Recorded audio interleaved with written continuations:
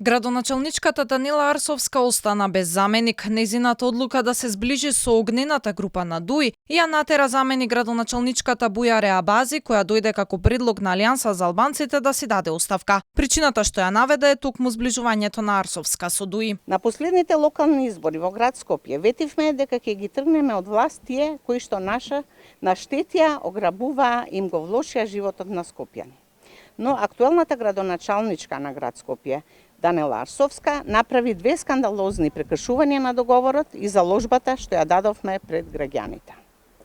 Целата јавност вчера беше сведок како Арсовска им даваше власт на структури кои со години им нанесуваат тешка штета на албанците воопшто и на скопјани особено.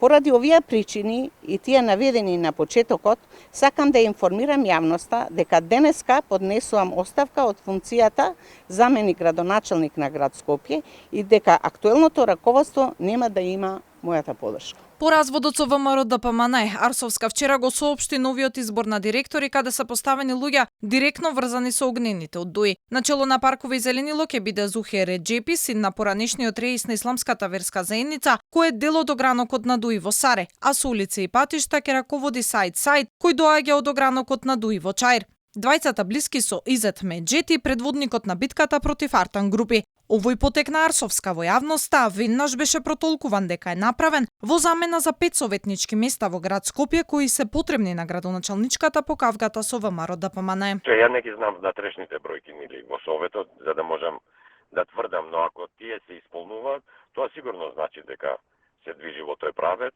затоа што на градоначалничката сигурно е потребно во советот од советот да има поддршка.